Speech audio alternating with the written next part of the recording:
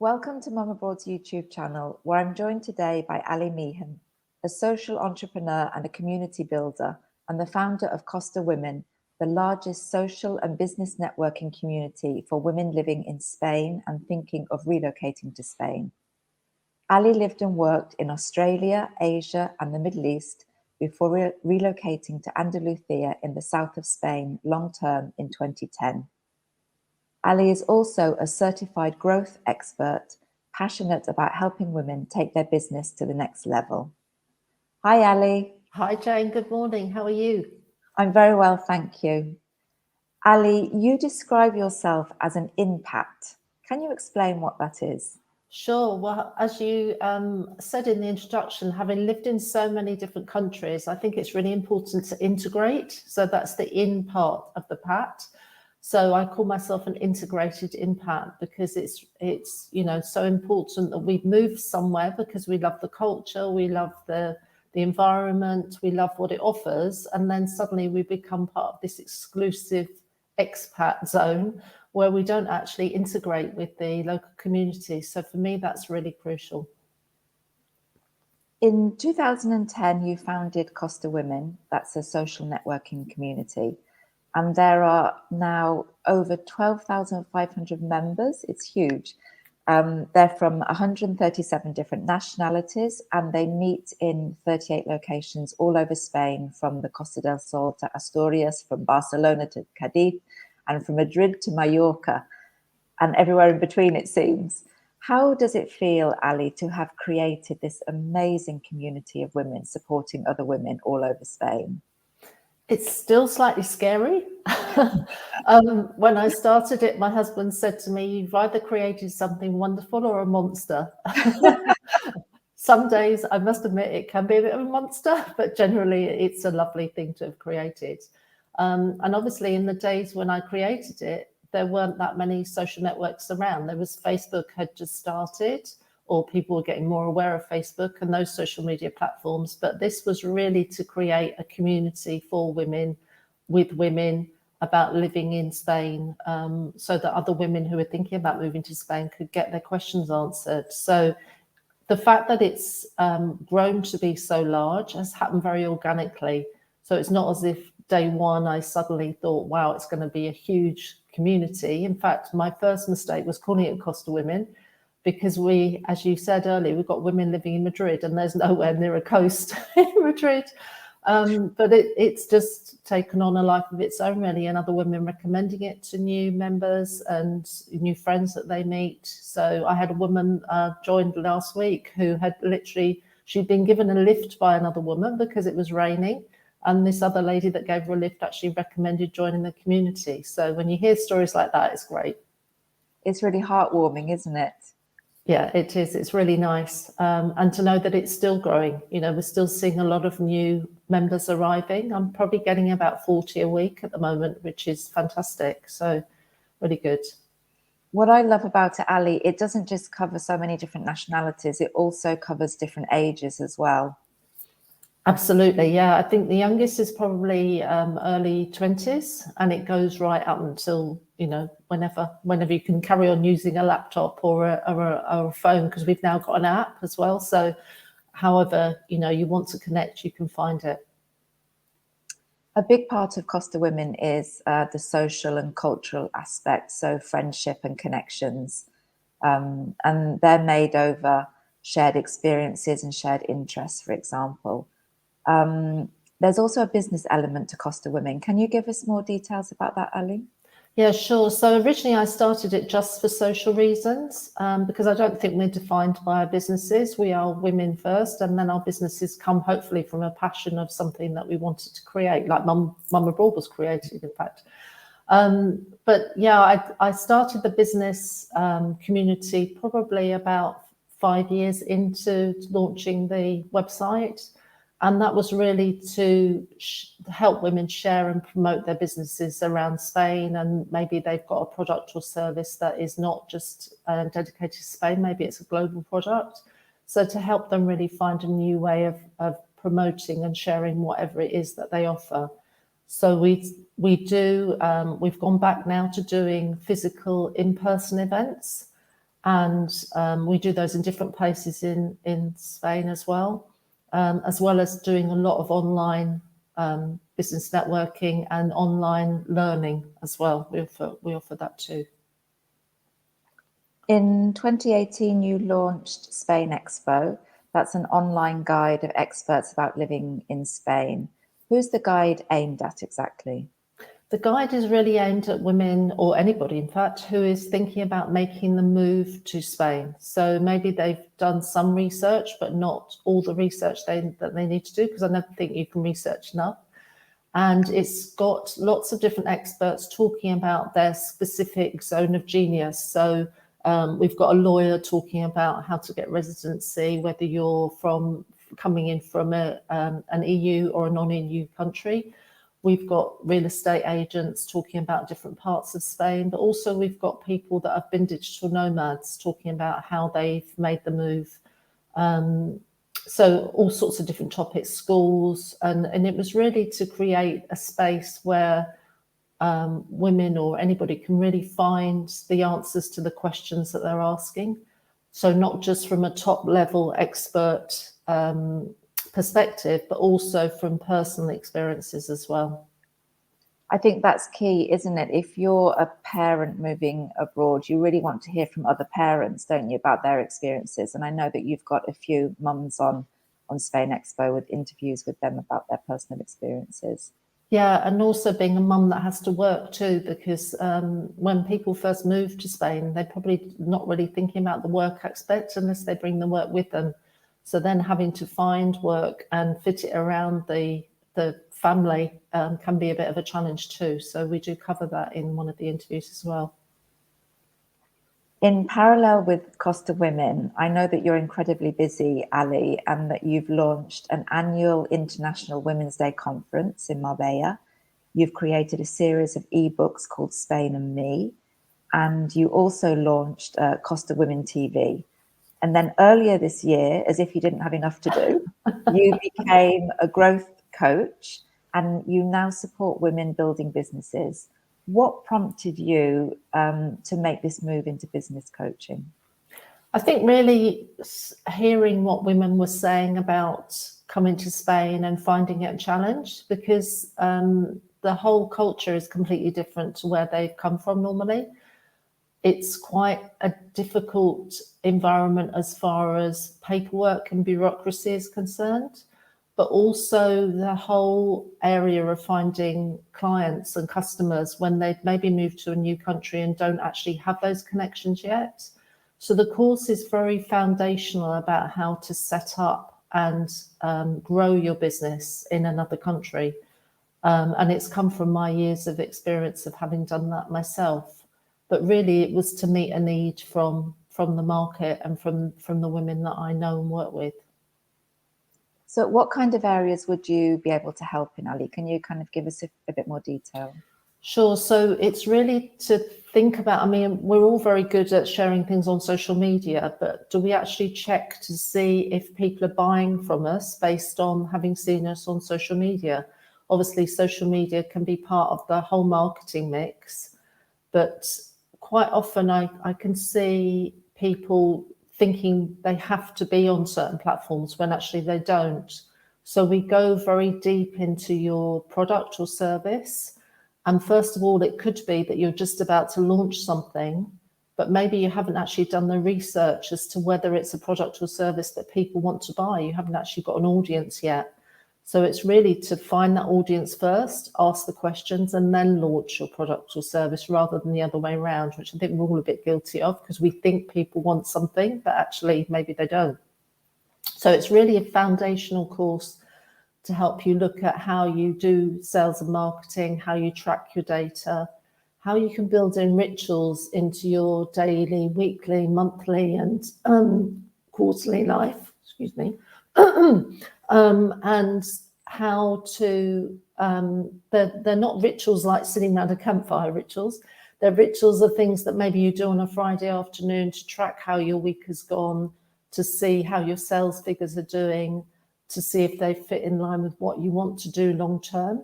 And also we go back, we look forward about what you want to do in 10 years, because maybe we really believe, and I really believe, it's important to build a business that is going to outlast you. So, and you do that from the beginning, from the get-go. So how are you going to build that business up so that somebody actually wants to take it on and build those processes in at the very beginning, rather than, you know, when you need to do it halfway through, because that's when you realize you suddenly do need to sell it, or you want to sell it in the future. So those are some of the things that we cover. It's very easy as a business owner to get bogged down in the day-to-day and the short term. You're thinking about what's happening now, but it's right, you also need to think about medium and long term, don't you?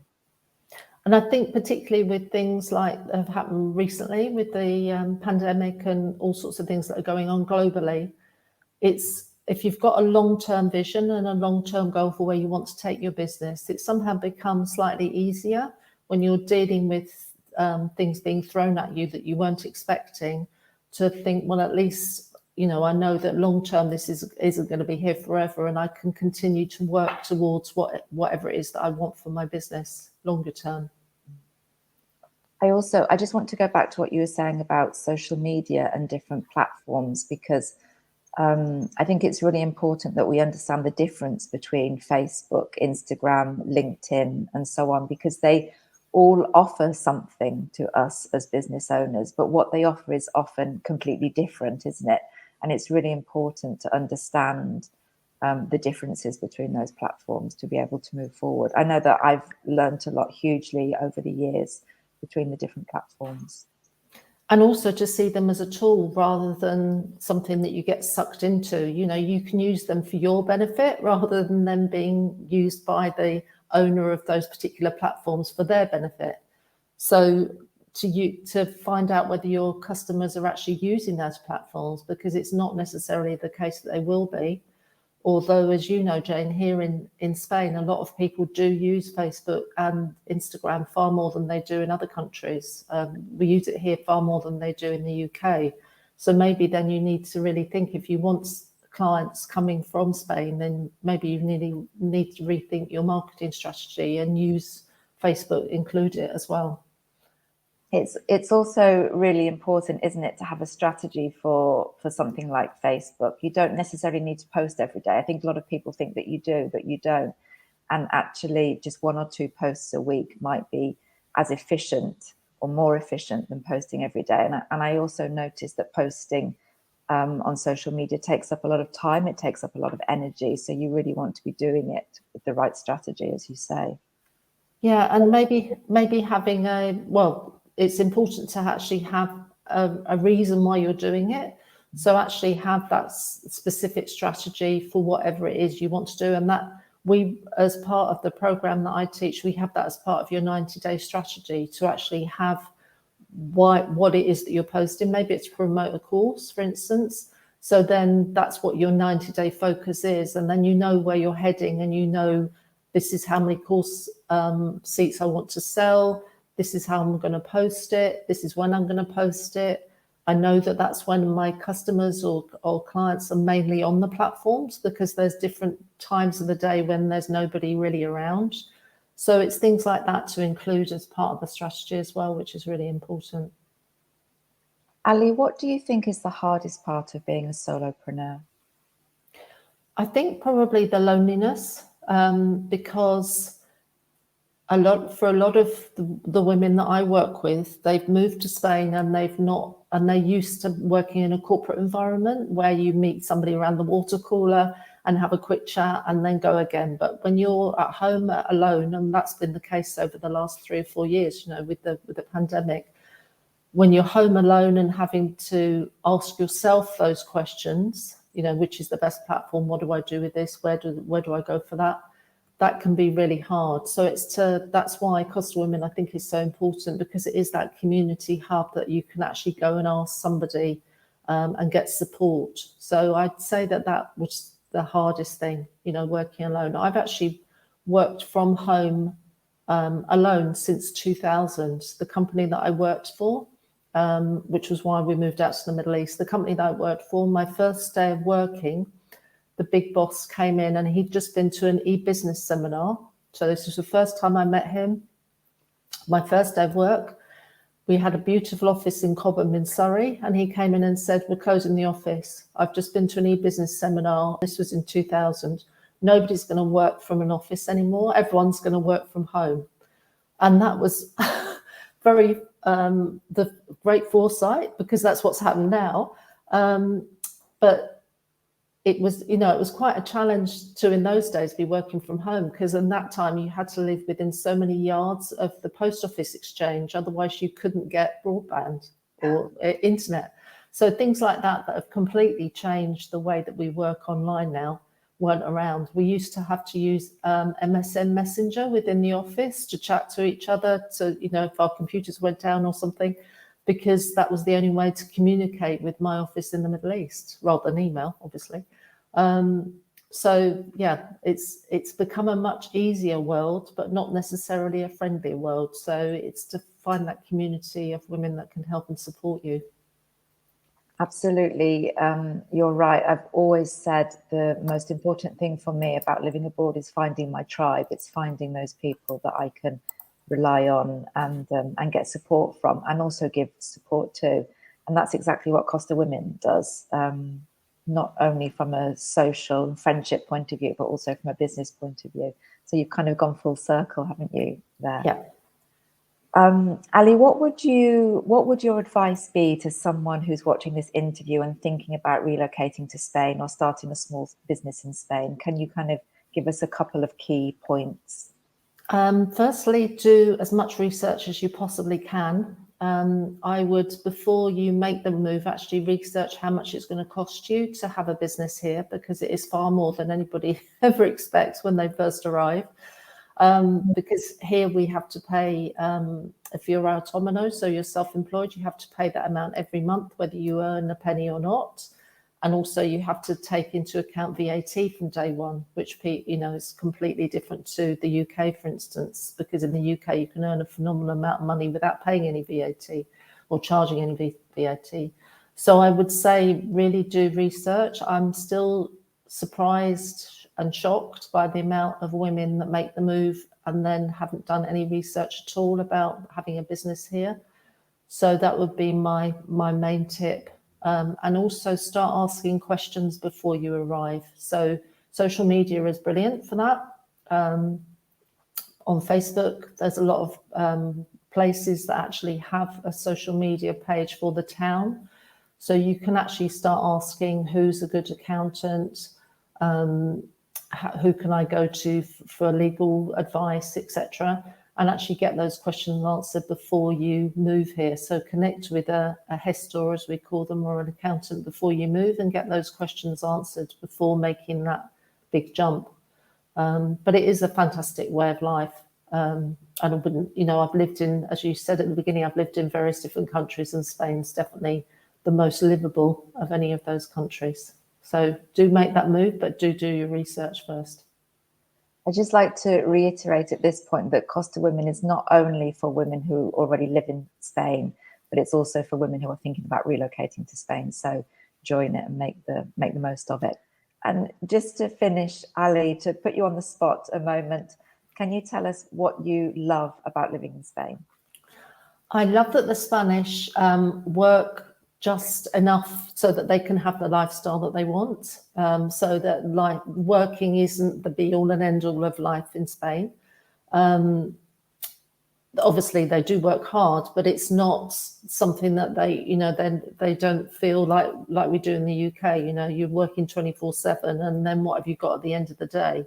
They still find time to go to the beach in the summer at the end of the day, because we still have beautiful light here. They still find time for their friends and family. They seem to schedule their days in a much different, but maybe a better way. And I love the whole lifestyle. I love the food. I love the fact that it's so friendly. You go out on the street, and I'll walk from one end of my street to the other, and I've been said hello to by numerous people who I don't know their names, but they're just, if you give somebody a smile, you always get a smile back and a hello. And if you were on a bus in the UK and people started talking to each other, they'd probably think you were slightly odd.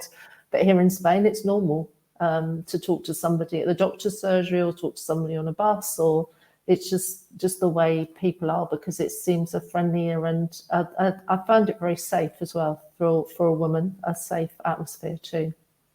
It's been great talking to you today, Ali, finding more about Costa Women and about your coaching service. If anybody wants to get in contact with you, I suggest they take a look at your website, which is going on the bottom of the screen now. That's costawomen.com. And that's the link to the About page, where they'll find out more about Costa Women, and they can also link to your coaching services. So thank you very much, Ali. No, thank you for having me, Jay.